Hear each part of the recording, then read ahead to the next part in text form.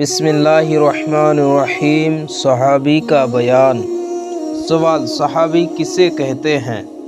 جواب: ان حضرات کو کہتے ہیں جنہیں بحالت اسلام حضور صلی اللہ علیہ وسلم کی ملاقات کا شرف حاصل ہوا اور وہ اسلام ہی پر وفات پائے، جیسے ورقہ بن نوفل، یا شرف ملاقات زمانہ نبوت سے قبل حاصل ہوا اور زمانہ نبوت سے پہلے ہی ملت ابراہیمی پر انتقال فرما گئے، جیسے زید بن عمر و بن نفل۔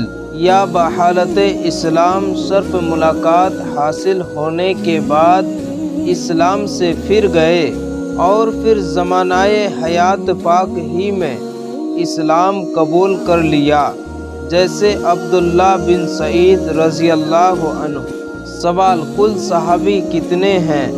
جواب: 1,24,000۔ سوال: اب تک کتنے صحابی کے نام معلوم ہو سکے؟ جواب: جن کے نام معلوم ہو سکے ہیں 7,000 ہے۔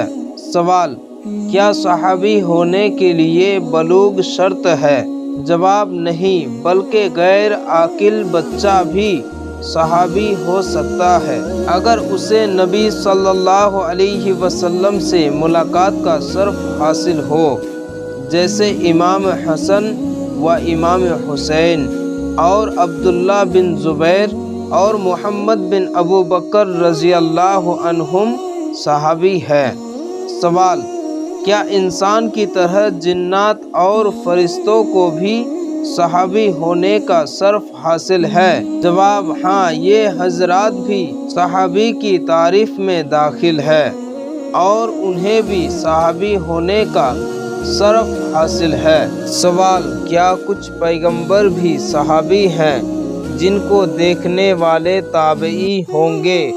جواب: ہاں، وہ انبیاء جنہوں نے اپنی دنیاوی حیات میں حضور صلی اللہ علیہ وسلم کو زمین پر، جیسے حضرت عیسیٰ علیہ السلام اور حضرت الیاس علیہ السلام، کہ انہوں نے بیت المقدس میں حضور صلی اللہ علیہ وسلم کو دیکھا تھا، وہ صحابی ہیں۔ اسی طرح حضرت خضر علیہ السلام صحابی ہیں، ان کو دیکھنے والے تابعی ہوں گے۔ سوال: تمام صحابہ میں سب سے افضل کون ہے؟ جواب: حضرت ابوبکر صدیق، پھر عمر فاروق، پھر عثمان غنی، پھر علی مشکل کشا رضی اللہ عنہم۔